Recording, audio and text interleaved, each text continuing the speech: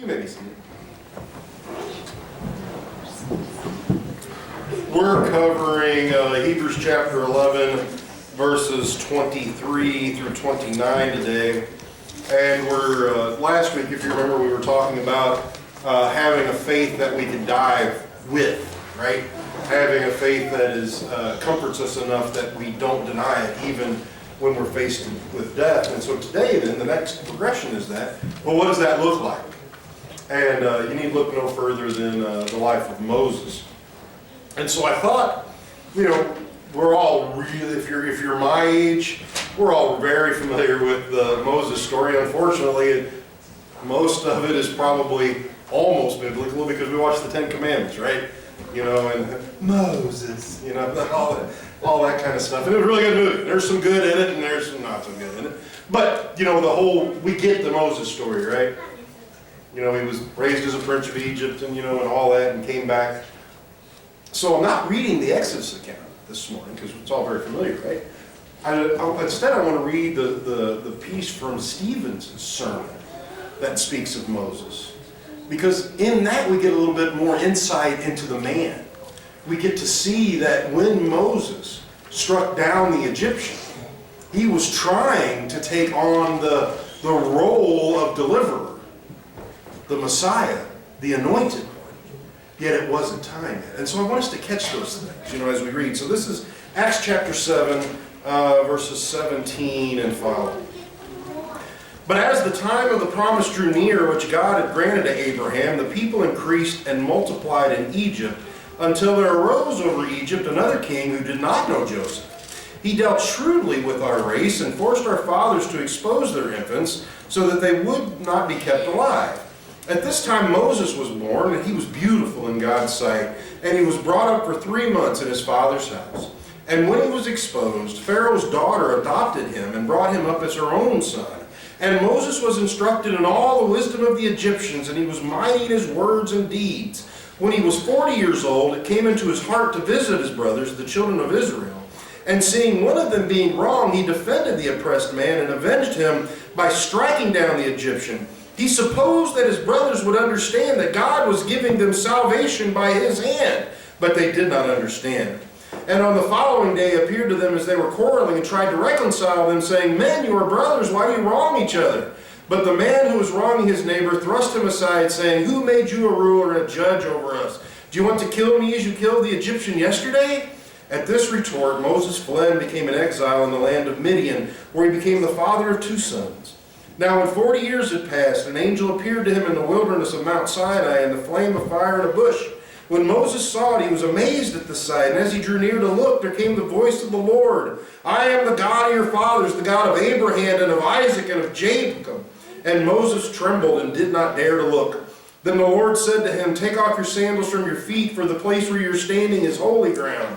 I have surely seen the affliction of my people who are in Egypt, and have heard their groaning, and have come down to deliver them. And now come, I will send you to Egypt.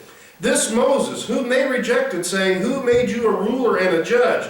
This man God sent as both a ruler and redeemer by the hand of the angel who appeared to him in the bush. This man led them out, performing wonders and signs in Egypt, and at the Red Sea and in the wilderness for 40 years. This is the Moses who said to the Israelites, God will raise up for you a prophet like me from your brothers. This is the one who was in the congregation in the wilderness. When the angel who spoke to him at Mount Sinai with our fathers, he received living oracles to give us. Our fathers refused to obey him, but thrust him aside. And in their hearts they turned to Egypt, saying to Aaron, Make for us gods who will go before us. As for this Moses who led us out from the land of Egypt, we do not know what has become of him. And they made a calf in those days and offered a sacrifice to the idol, and were rejoicing in the work of their hands. But God turned away and gave them over to worship the host of heaven, as it is written in the book of the prophets. Did you bring to me slain beasts and sacrifice during the 40 years in the wilderness, O house of Israel? You took up the tent of Moloch and set the star of your god Rephan, the images that you made to worship, and I will send you into exile beyond Babylon. Our fathers had the tent of witness in the wilderness, just as he who spoke to Moses directed him to make it, according to the pattern that he had seen. Our fathers in turn brought it in with Joshua when they dispossessed the nations that God drove out before our fathers.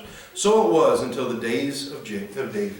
I know I read that a long piece, but I wanted us to hear that Moses was looking forward to a future redeemer. Did you catch that part? All those parts where he was saying, he came to his people and he said, I'm going to deliver you from the Egyptians, and they rejected him.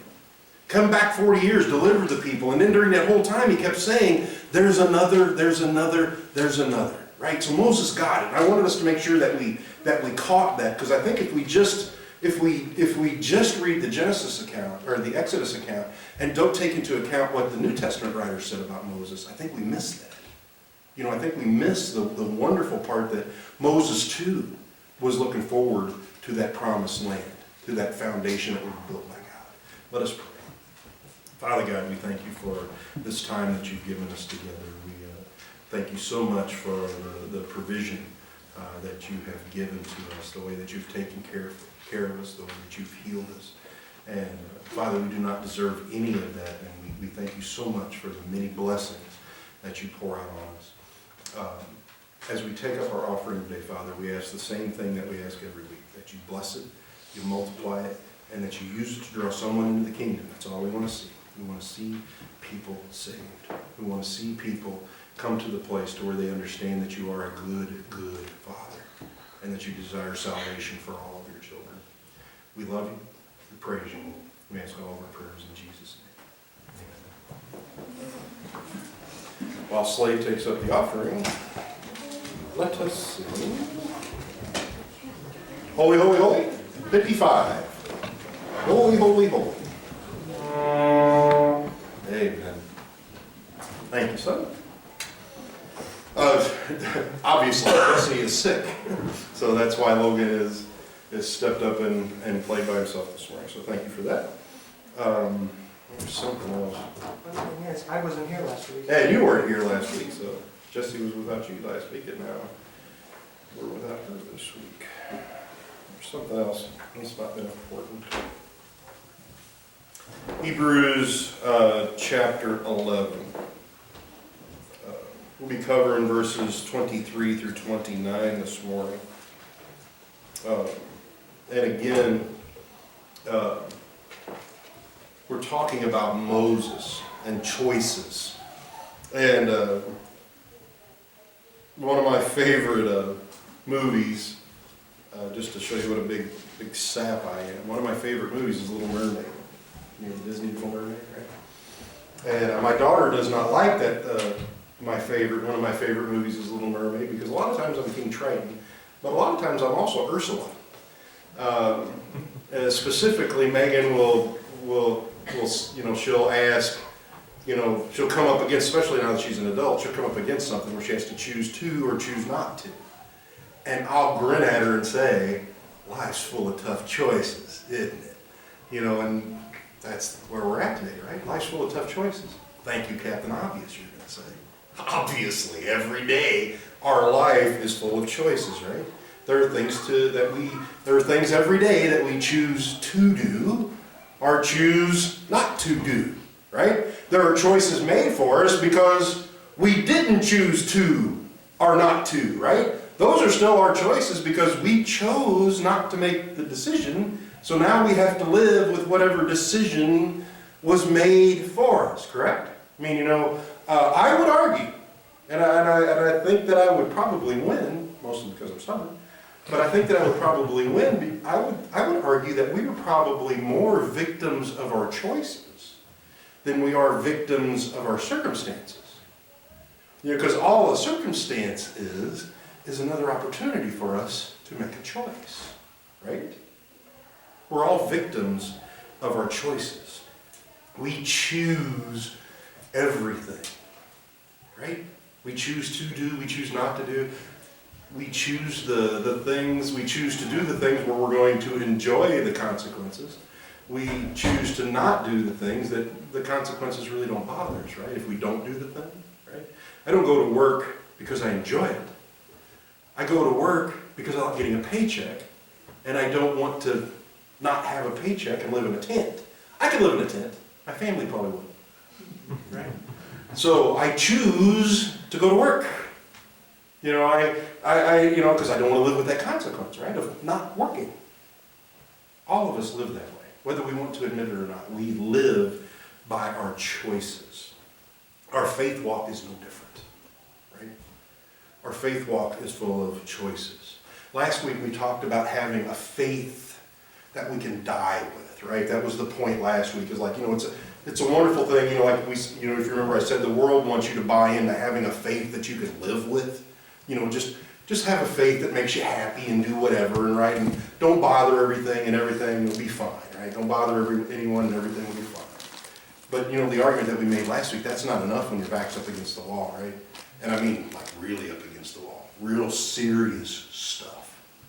At that point, we want a faith that we can die with, don't we? We want to know that our God is with us, that no matter what, my God stands with me, right? We want that. What does that look like, though, in the everyday? It's the choices that we make. That's what that looks like. Today is one of those days where we get to do a lot of hard things. We choose in this life, especially in our faith walk, which is, by the way, should be every choice that we make. There shouldn't be a secular Jeff and a faith Jeff. It's just Jeff, right? So every choice that we make is either for God or for Satan. Well, you didn't have to go that far now, did you? Well, yeah, it really is that far. We either choose to do what God would have us to do, or we don't. And when we would choose to do the things that God would not have us to do, who have we chose to follow? The other guy, right? That's hard. It's hard for us to hear that. Deuteronomy 30:19, the Bible's full of the prophets saying, make a choice. Deuteronomy 30:19, I call heaven and earth to witness against you today that I have set before you life and death, blessing and curse. Therefore choose life, that your offspring may live. Pick one. Choose life or death, Moses says. Joshua 24:15, when it's time to cross the River Jordan, right? Joshua says, and if it is evil in your eyes to serve the Lord, choose this day whom you'll serve. He says you can either choose to serve God or go back to Egypt. He says pick one. 1 Kings 18:21. I like this one because this is one of my favorite Elijah stories. That's when they're on the mountaintop on the fire and all the prophets of Baal. Baby already calling because he's on the can, that whole thing. If you remember that sermon. 1 Kings 18:21. And Elijah came near to all the people and said, how long will you go limping between two opinions? If the Lord is God, follow him. But if it's Baal, then follow him. And the people did not answer him a word. Back when I was a Sunday school teacher, I called that coffee moments, because I served coffee, and when you'd ask the hard question, everybody would look into the bottom of their cup for the answer, because they didn't want to answer. That's what Elijah did. He said, pick one. Why are you limping between the two? You either serve God or you serve Baal. Choose. And they all went. That's every aspect of our life, isn't it? Who do you serve? Do you serve God or do you serve Satan? It's that easy. And boy, we don't like it when it's boiled down to that, does it? Because we live in a world of gray, right? Everybody wants gray. Everybody wants situational ethics. Sorry, it's either black or white. It's God or not. It's that easy. And we are defined by those choices. So what does a faith that you can die with look like? We don't have to look any further than Moses, as I said during the offertory. The life of faith chooses to follow God, even when it hurts. And we need to look no further than the lawbringer. You might say, well, if you're talking faith, why would you talk Moses? Right? Why is Moses in the Hall of Heroes? Because he's the Hall of Faith heroes. Because he's the guy that came down with the rocks, right? With all the thou shalt and thou shalt nots. Moses is the lawbringer. Moses is the guy that set all the rules, right? He wrote all the, Leviticus and Deuteronomy, all that. Moses wrote it, the rule dude. What is he known as, though, in Hebrews? Faith. He's known for his faith and not the rules that he brought. By faith, Moses, right? It's all about what he lived. Moses did not live a life dictated by rules. Moses lived a life dictated by faith, and faith in God. So if you have your Bibles with you, I invite you to turn to Hebrews chapter 11, verses 23 and 29. And out of respect and reverence for God, let's all stand while I read these few verses. By faith, Moses, when he was born, was hidden for 3 months by his parents because they saw that the child was beautiful, and they were not afraid of the king's edict. By faith, Moses, when he was grown up, refused to be called the son of Pharaoh's daughter, choosing rather to be mistreated with the people of God than to enjoy the fleeting pleasures of sin. He considered the reproach of Christ greater wealth than the treasures of Egypt, for he was looking to the reward. By faith he left Egypt, not being afraid of the anger of the king, for he endured as seeing him who is invisible. By faith he kept the Passover and sprinkled the blood, so that the destroyer of the firstborn might not touch them. By faith the people crossed the Red Sea as on dry land, but the Egyptians, when they attempted to do the same, were drowned. You may be seated. By faith. Faith accepts God's plans. That's where we start. Or are we living in the middle of that storm, as a little aside, by the way? Faith accepts whatever God's plans are for your life. You know, whatever God has for you, that has to be good enough for you, right? We have to align ourselves with whatever it is that God has for us. Look at verse 23. By faith, Moses, when he was born, was hidden for 3 months by his parents, because that they saw that the child was beautiful, and they were not afraid of the king's edict. God had a plan for Moses. Because they saw that the child was beautiful. That's an odd verse, right? What parent ever looked at a baby and said, their own child, and went, ugh? You know, like, well, we really did, we failed on that one. You know, it's because they looked at the child and saw that he was beautiful. Well, duh. That wasn't nice. I heard that. I did not think it was going to go there, sorry. But all but one child in this place was thought to be beautiful by their parents.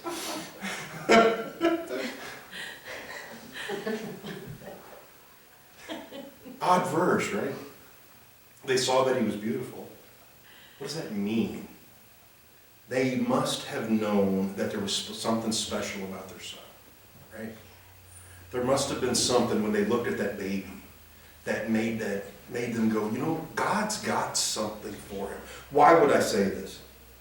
Acts 7:20. At this time Moses was born, and he was beautiful in God's sight. Now again, all children are beautiful in God's sight, right? So for the writers to be inspired twice, once in Exodus and the other time during in the book of Acts, to say that Moses was beautiful. I mean, we know the obvious. All parents think their children are beautiful. God thinks all people are beautiful. But for both of them to say Moses was beautiful, that meant that they recognized that God had something for that baby, right? Didn't know what it was, right? But there was something. God, to walk by faith means that we accept God's plans. Now, what was happening to all the people of all the children of Israel at the time that Moses was born?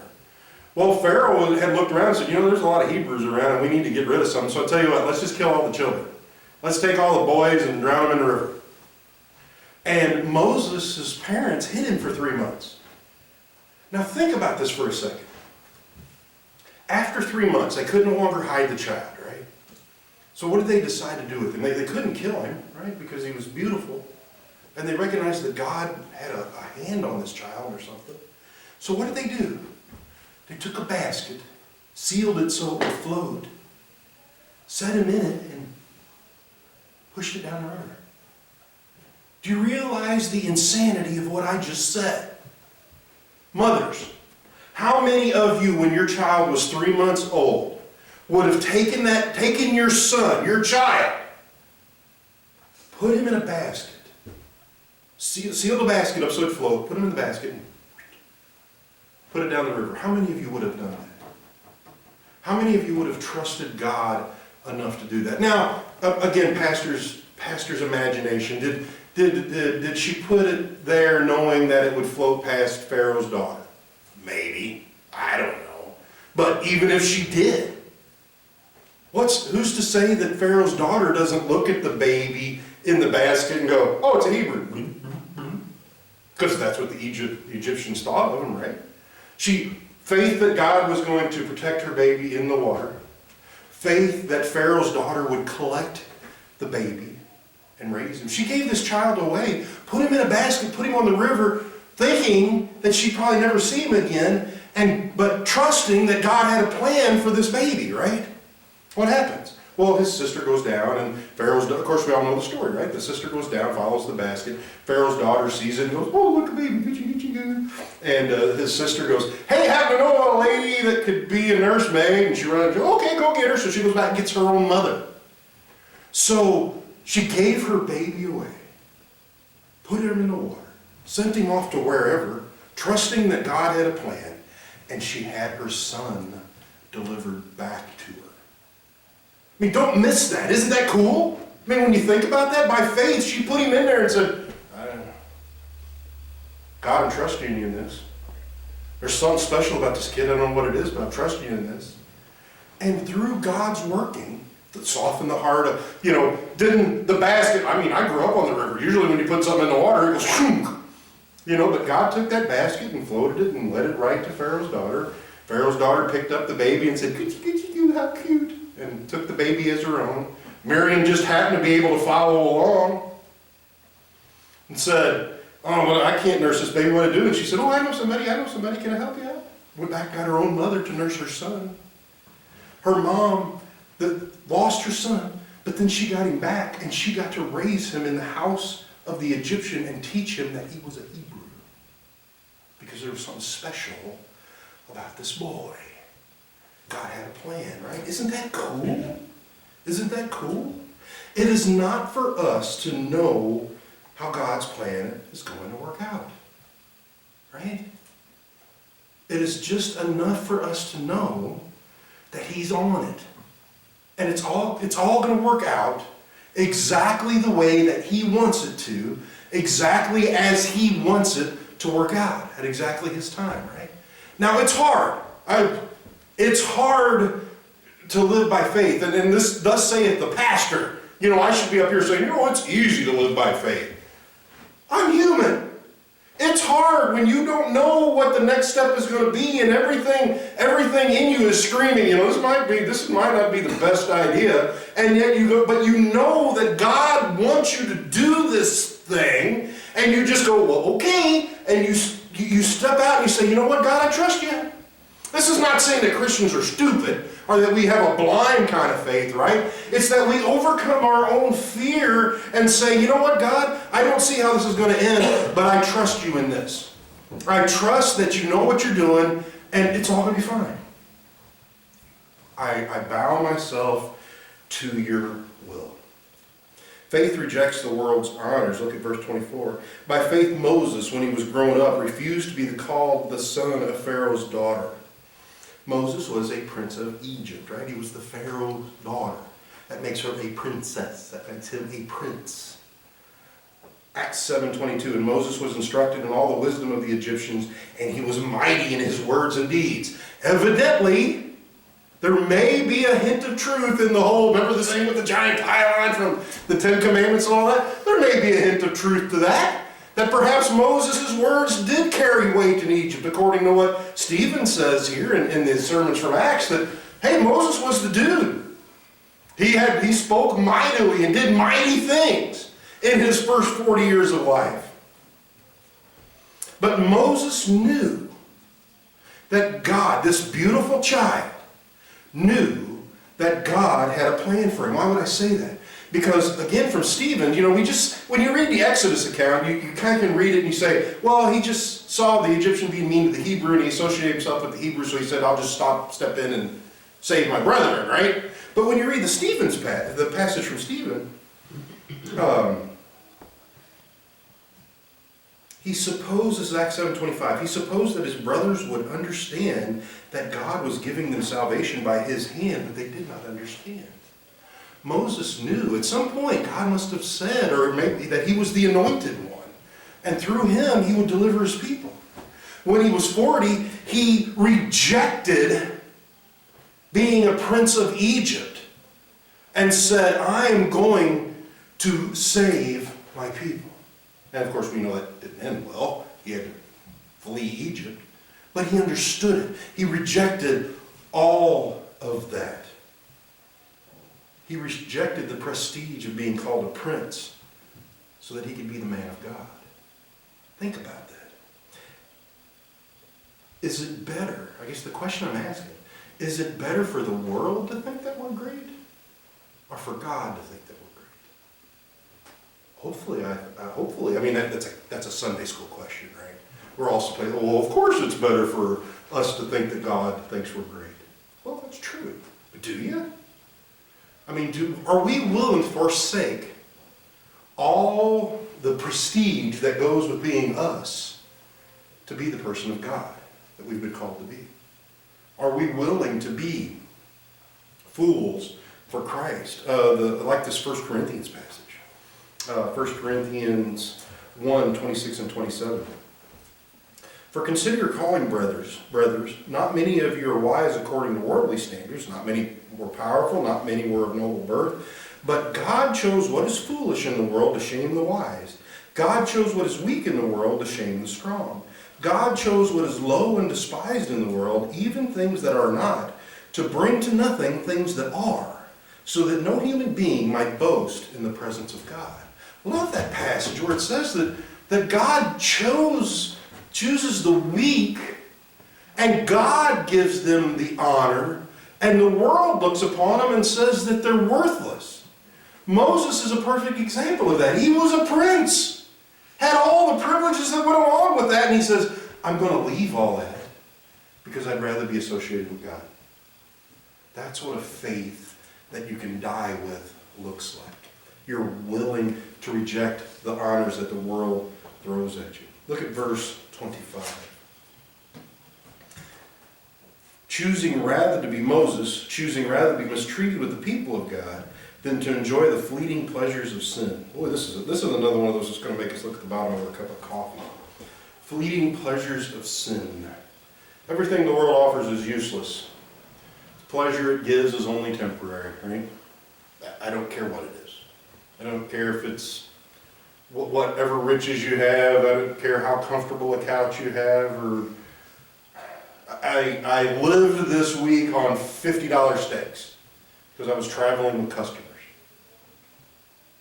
At the end of the week, I was still hungry. And did it stay with me? No. Was it a good steak? It was all right. The $20 steak I had for dinner Friday was a whole lot better than the ones that I had earlier in the week. Fleeting pleasures though, right? Fleeting. Doesn't last. Whatever the world has to offer you doesn't last. It's all empty. It's all vain. Then why do the wicked people prosper is what you're thinking? Then why am I suffering? I am a follower of God, while the clown that has no thoughts of God has it better than I do. So the psalmist felt this way, Psalm 73. Behold, they are wicked, always at ease, they increase in riches. They increase in riches. All in vain have I kept my heart clean and washed my hands in innocence. The psalmist looks around and he says, the rich just keep getting richer and they're wicked, and look at them, they just keep getting more and more and more. I stand over here, I'm holy, and I suffer for God, and what am I getting for it? Why am I doing this again? So the psalmist feels it, you think it. James 5, 5 and 6. You have lived on the earth in luxury and in self-indulgence. You have fattened your hearts in the day of slaughter. You have condemned and murdered the righteous person. He does not resist you. He looks at the rich and says, you guys do what you want. There's nobody stands against you. Why? Why does God allow that? Well, actually, it's in James 5, 1 and 3. Come now, you rich, weep and howl for the miseries that are coming upon you. Your riches have rotted, and your garments are moth-eaten. Your gold and silver have corroded, and their corrosion will be evidence against you, and you will eat your flesh like fire. You have laid up treasure in the last days. The wicked die. There's their reward. Maybe God in His grace allows them to be comfortable for the 80 years that they get. I don't know. Maybe that's some measure of comfort in all of eternity. I don't know. But at the end of the day, what did their riches do for them if they died rich outside of Christ? Don't envy them. Pity them. Because you have something worth more than they do. You have Jesus. You have Jesus. And that is enough. Right? Because at the end of our lives, where are we going? We're going to be with Christ. We, choosing rather to be mistreated with the people of God than to enjoy the fleeting pleasures of sin. It is my hope and prayer that God would turn this church into a big church, right?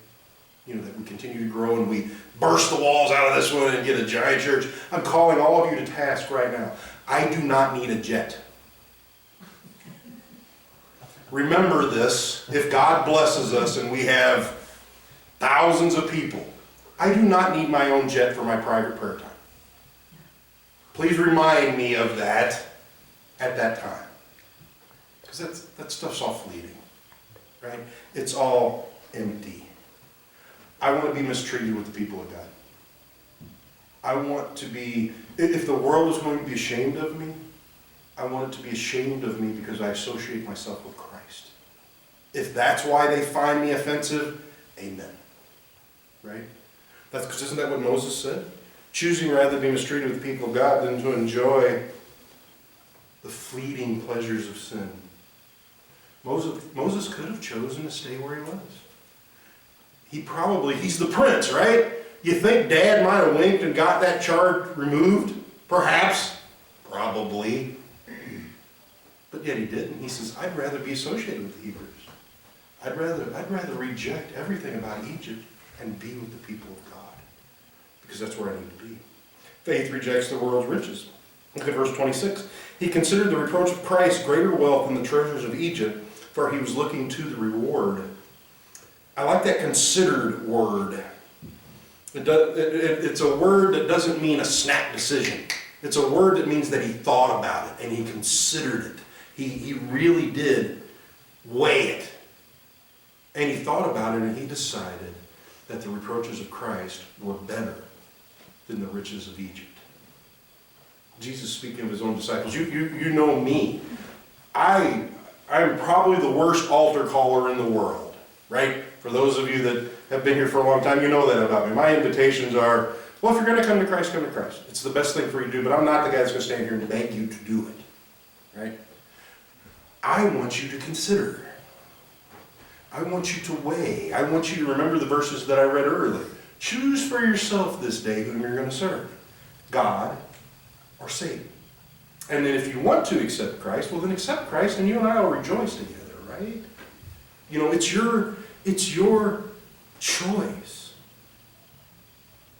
But the Luke 14 passage, I love it. Jesus is talking about discipleship. Why do I feel that way? Because my Savior felt that way. Luke chapter 14, for which of you desiring to build a tower does not first sit down and count the cost, whether he has enough to continue it?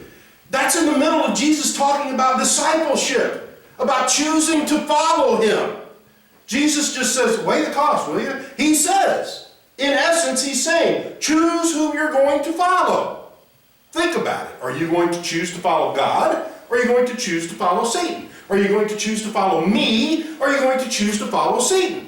Think about it and pick one. Jesus would fail an evangelism class today. Because remember, the rich dude came to him and Jesus told him what to do, and it said that he turned around and walked away. What did Jesus do? He let him go. Right? He let the dude walk away. He laid the case out in front of him, told him what he wanted to do, and it said that the man walked away sad because he had much riches, right? And the next verses are, well, Jesus chased him and said, well, have you considered this, and have you considered that, and have you considered this, thus, and so? He let him walk away. It's our job, Christian, to lay it out there for people, right? Make sure that the choice is made clear to them. But let them choose. Choose for yourself this day whom you're going to serve. Reject the riches of the world. He looked at the treasures of Egypt, choosing, he considered the reproach of Christ greater wealth than the treasures of Egypt, for he was looking forward to the world. How much do you think Moses had access to as a prince of Egypt? King Tut, I was reading one of my commentaries, King Tut's tomb was about 100 years, they think, after the time of Moses, and a lot of gold in there. Do you think he found all that in 100 years? I would say Egypt was probably pretty rich at the time. And Moses walked away from all of it. Moses walked away from all of it, lived in the desert as a shepherd. You think he ever once said, "Oh, I wish I had somebody fanning me"? While he was taking care of the sheep? I bet sheeps. Well, my grammar's awesome today. You think he ever longed for Egypt while he was the shepherd? I don't think so. Because he said, "This is right where God wants me to be. God is going to I'm beautiful. Right? God is going to use me." The reproach of Christ, greater wealth. To be rich in God is better than anything. I think I used this verse last week, but it's a good verse, we're going to use it again. Matthew 16:26, "For what will it profit a man if he gains the whole world and forfeits his soul? Or what shall a man give in return for his soul?" This is the day for basic statements. At the end of your life, you are dead. You're dead. You could die, and they put you in a solid gold coffin and put you and the gold back in the dirt from which you came. You're still dead. Your wealth you leave behind, you either leave it behind for the government to take its chunk behind, or you leave behind the kids who are going to spend it in a way that you didn't want them to spend it anyway. Right? When you're dead, your stuff all goes away. What does it matter? I like that. Look at it. End of verse 26, "For he was looking to the reward." Moses got it. He knew that there was a future reward. Remember he said, "Hey, out of your brothers, God's going to raise someone." Pastor paraphrase right there. He knew that the Messiah was coming. He knew that he was just a type of Messiah. Sure, God raised him, God used him, and God used him to deliver his people from Egypt, but he was also looking forward to the time when God would deliver his people for eternity. Because he knew it. He was looking forward. And he looked at the riches of Egypt and everything that went with Egypt and said, "I don't want any of it. I don't want any of it." Faith rejects the world's wrath. Verse 27. "By faith he left Egypt, not being afraid of the anger of the king, for he endured as seeing him who is invisible." Faith rejects the world's wrath. It's hard to be a Christian, isn't it? It's hard to be a true Christian, isn't it? Because if we are Christian and we are standing for God, whose toes are we stepping on? Everybody's. Right? Because there are lines that we won't cross. Right? Because we in our faith will say, I can't do that thing because God says I can't. I won't. It's not just I can't, because that makes us a rule follower, right? It's that I won't. I won't dishonor my God by doing this thing. I will not do this thing. Right? And you know what the world hates? People that stand in front of it and tell them, "I won't." Right? And they hate it even more when you stand in front of it and say, "I won't, because God has said that I'm right in this." Oh, that's the best way to get yourself punched in the nose. Right? The world hates us when we stand for God. Why are we surprised? What did they do to our Savior? Nailed him to a tree. After they flogged him. So if they hated our Savior enough to nail him to the cross, why do we long for the world to like us? I'm not saying that we should just go out and be mean and ornery just so people hate us, right? Cantankerous. I'm saying we should be like Jesus. Telling people that there is more than their sin. That there is hope. That we just love them. And in return for that, some are going to respond to God's light, right? And they're going to join us, right? Most of them aren't. most of them are going to hate us. The crowd shouted louder for Barabbas than they did Jesus. Right? It's the way that it is. That shouldn't discourage us. Right? Because again, do we know what God's plans are? Nope. Do we know how maybe God is using our suffering to draw someone into the kingdom? Maybe he is, maybe he isn't. It's not for us to know, right? It's just enough for us to trust. Faith rejects the world's wrath. Think about this for a second again, because if you just read the Exodus account, it kind of leaves you with, well, Moses ran away because he was afraid they were going to kill him. But then when you add in what Stephen says, no, he left because he wanted to. He didn't leave out of fear for the king. He left because must not be the time. So I'll go where God leads me. This is one of the cases where I like the King James translation of this verse better, because it says, most of your modern versions say left Egypt. I like the King James better in this one because it says that he forsook Egypt. I like that. I like that thought this was after the first 40 years. That when he said, I'm going to deliver his people, and not only did Egypt would have turned against him, I guess, because they brought charges against him, but his own people turned against him. He says, you know what? I don't want any of it. I don't want anything that Egypt has to offer.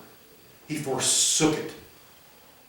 He left the riches. He left the prestige. He turned his back on it and went where God would have him to go. He forsook Egypt. The second time when he came back, was Moses afraid of Pharaoh? I don't think that he was. I mean, again, Pharaoh's the dude, right? If Pharaoh says off with your head gets separated from your shoulders. Did Moses ever waver when he was in the presence of Pharaoh? No. Matter of fact, his requests got greater each time, wasn't it? It was like every time Moses went into Pharaoh, he asked for more. First, because Pharaoh was, well, you can take, I take that back. Pharaoh conceded more. Moses never changed. He said, well, you can take the men and women, or you can take the men, but not the women. And Moses said, nope, we're taking everything. Well, you can take the men, but you gotta leave the kids. Nope, we're taking everybody. Well, we're taking this, that, and the other, but you gotta leave the livestock. Nope, we're taking everybody. And he was standing there toe to toe with the guy who could have went whoosh, off with his head. Did he ever waver? Nope. Not one bit. Was he afraid of Pharaoh? Nope. Not one bit. Why? Because he talked to a burning bush. He heard a voice that, take your shoes off your feet because you're in a holy place. And what made that place holy was because God was there. That's what I said, I like the Ten Commandments movie, because after that scene, Moses' hair was white. I think being in the presence of God would knock your hair white. And was Moses afraid of Pharaoh? Neither time. Why? Because he was not afraid of the wrath. By faith he left Egypt, not being afraid of the anger of the king, for he endured as seeing him who is invisible. He knew that God was on his side. This is one of those verses that we as Christians should all memorize. Psalm 27:1. The Lord is my light and my salvation, whom shall I fear? The Lord is the stronghold of my life, of whom shall I be afraid? God is always on our side. It's because of the truth in that verse, and the truth in Psalm 46, the truth in John 14, the truth in the book of Joshua.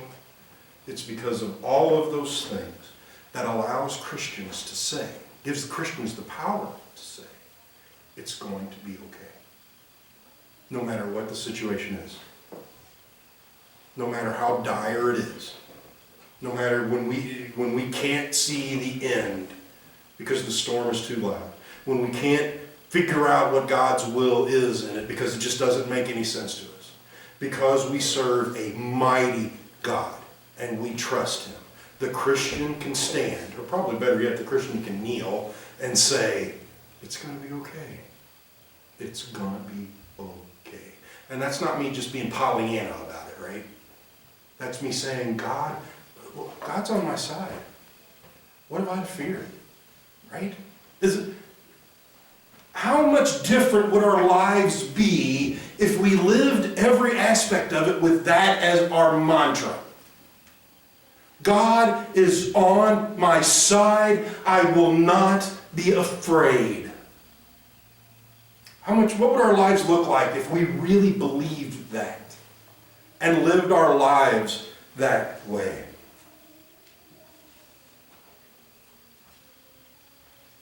Faith accepts God's provision. Verse 28. By faith he kept the Passover and sprinkled the blood so that the destroyer of the firstborn might not touch them. We all know, right? That's the last plague. Kill the firstborn. And what did God say to do? I want you to kill a lamb and I want you to paint your door with it. What? Yeah, that's what I want you to do. You're going to kill the firstborn of Egypt. Yeah. All of them. Yeah. Except for those that paint the doors of their houses? Yeah. Well, okay. I mean, does that make sense? Does any of that make sense to the normal mind? No. Seems like a foolish thing to do, right? You're going to kill everybody, right? Yeah.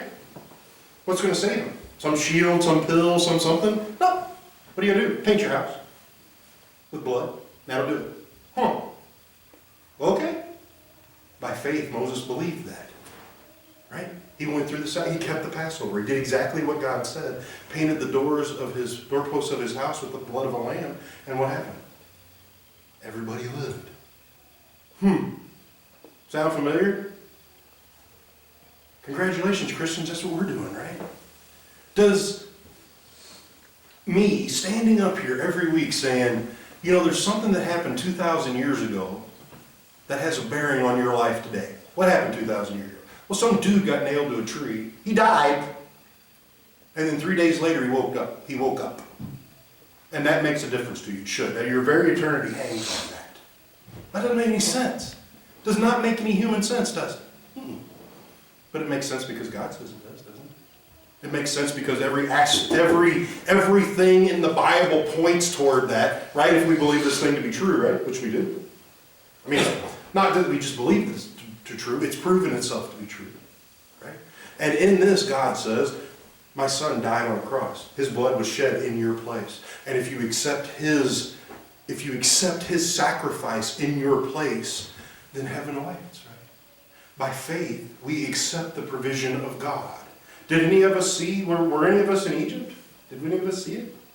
I know some of us are old, but none of us are that old. But yet we believed it happened, right? Were any of us there when Jesus died? No. But do we believe that because God says if you believe this happened, do we believe it? Well, yeah. I mean, the disciples all died horribly. The martyrs have all, throughout the church history, have all died horribly, and they've all died with the same thing on their lips. I believe that Jesus is going to raise me from the dead. Right? Because it's true. We accept God's provision. Finally, we accept God's promise. Look at verse 29. By faith, the people crossed the Red Sea as on dry land, but the Egyptians, when they attempted to do the same, were drowned. All right. Now, again, we've all seen the movie, right? We all think about it. Put yourself in the story. You're standing there. You come up to the Red Sea. Bunch of water. You turn around, you can hear and see the chariots. You shout at Moses, probably rightfully so, were there not enough graves in Egypt that you drug us out here into the woods to die? Right? And so what did Moses do? Exodus 14:13, and Moses said to his people, fear not, stand firm and see the salvation of the Lord, which he will work for you today. For the Egyptians whom you see today, you shall never see again. The Lord will fight for you, and you only have to be silent. Moses, standing up there on his rock, tells the people of Egypt, don't sweat this. God has got it. He turns his back to the people, raises his hand, and again, this is pastor's imagination, and the water stands up. The water stands up. Bottom of the bottom of the Red Sea is dry. Show of hands, who's taking the first step? Anyone? Anyone? Wait, what just happened? Yeah, I know, we just did the pillar of fire and all that. Yeah, well, the water's standing up. Yeah, get out. I ain't going out there. You can go out there. Why can't you? Why did Egypt go out there? Or why did Israel go out there? Because God said, I'm going to save you. right? I mean, think about the faith that it took to go. How many steps in before they were, we're going to live? I think the first 20 or so were probably, no, this is kind of scary. What do you think that looked like? I don't think it was like an aquarium where the fishes were coming up to the side and going, hello.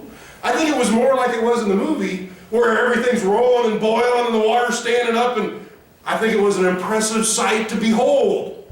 That's why I said, I think the first 20 or so steps in, the first 100 or so people were like, oh, about this. But then they all went across, didn't they? They get across the other side, right? What happens? God has said, I'm going to save you. And those Egyptians that you're so afraid of, they ain't never going to bother you nor anybody else again for that matter. What happens when the Israelites get out the other side? And Egypt's going, well, if it's working for them, let's go, boys. Think about the faith that it took for the guy on the chariot. Well, if it's holding for them, surely it'll hold for us. Well, anyway, they all went in there. I guess they were more afraid of Pharaoh than they were of God. And the Israelites get out the other side, and what happens? All that water goes thump. Bunch of drowned Egyptians. We read the story, and it's so commonplace to us that I don't think we think about it. Faith accepts the promises of God, right? God said, I'm going to save you from the thing that you're so worried about today. And I don't know, maybe the people, do you think the people of Israel expected God to stand the waters up? I mean, if I was standing there, I'd say, well, he must be going to make things fall from the sky and crush them or blow them all away or snap his fingers, we're all going to die or something. No, God makes his deliverance an act of faith in itself, doesn't he? He stands the waters up and says, come on, trust that I'll have them while you go through them. And the people did. I want us to think and consider all of these things. This is good stuff, right? I mean, this is good stuff. This is what a faith that you will die for looks like. It's a faith that is willing to reject everything that the world has to offer. It's a faith that will believe God even when it doesn't make sense to do so. And a faith that will trust in God just simply because God said that it's going to come to pass. Right? That's what that kind of faith looks like. And it's my prayer for all of us today, is that we start living our lives with that kind of faith. That everything that we do is tempered by what would God have me to do in this situation. You know, that we seriously consider every action that we make. And for those of you that aren't in the kingdom yet today, and you've been listening today and you think, you know, there's something to what he's saying. But I don't get it yet. That's fine. I didn't become a Christian until late in my life. I was 30. I was too smart. Too smart for my own good, I guess I should say. The two things I can, or several things I can promise. So the first one that comes to mind is you don't have to shut your brain off to become a Christian. Right? I didn't suddenly become a drooling idiot when I became a Christian. Matter of fact, my faith increased my love for the sciences and all those other kind of things. Our God is real. And not, as real as the person sitting next to you, real. Right? And he loves, this is something that got me, he loves you more than you can know. He loves you more than anyone. Pick the person that loves you the most. Does not compare to the love that God has for you. I don't care but Jeff, I've done some horrible things. I've mocked God. I fill in the blank on whatever horrible sin that you've had in your life. God says, and turn to me, all that's forgiven. That doesn't make any sense. I know, I'm God. It's that simple. We just have to be willing to come to him and say, I have sinned. I have failed. But God, I don't want that from you anymore. And he will give you a new life. He will, as Moses said, fear not, stand firm and see the salvation of the Lord, which he will work for you today. The Lord will fight for you, and you only have to be silent. You just trust God. Trust God that will save you. Trust that God will save you. Trust that God will forgive you. Trust that God will be with you no matter what. Move on that. Heaven waits. It's that easy. Our musicians are already here. We're going to have a song of invitation. And I invite you during this time to Consider the cost. That's where we started, right? With making choices. What choice are we making? Remember, there's three kinds of choices. You either choose to, you either choose not to, or you choose to wait and the choice is made for you. Unfortunately, when it comes to Christ, most people are in the second or the third of the two. Very few people outright say no to this Jesus fellow, right? There's very few of us that are audacious enough to do that, but there are. Most of us are, nothing's happening to me today. I'm healthy, I'm young, everything's cool, and in the blink of an eye, you're going to meet Christ. Because we are fleeting, feeble creatures. So most of us are, unfortunately, in that not making the decision is being made for us. Don't do that. Don't be the third guy. Be the guy that chooses. Either choose to or choose not to. Like Jesus says, either I don't like you because you're lukewarm. I would rather that you were hot or cold. I get hot or cold. I don't get lukewarm. And because you're lukewarm, I spew you out of my mouth. So pick one. Pick a side. It really is that simple. There is no middle. You either choose Christ or you choose Satan. It is that black and white. I don't like it. I'm a man. I'm a man of like mind. But that's what it is. I wish I could tell you that there were 75 ways to heaven. I wish I could give you a laundry list of things that you could do and you'd be in. Because, boy, we'd be popular then. Because, well, I've got 74 of the 75, and then we could compare all our lists, and, we'd all be happy, and we could, we could move closer to the front or closer to the back, however many things we have off our list done, right? It doesn't work that way. You're either all in or you're not.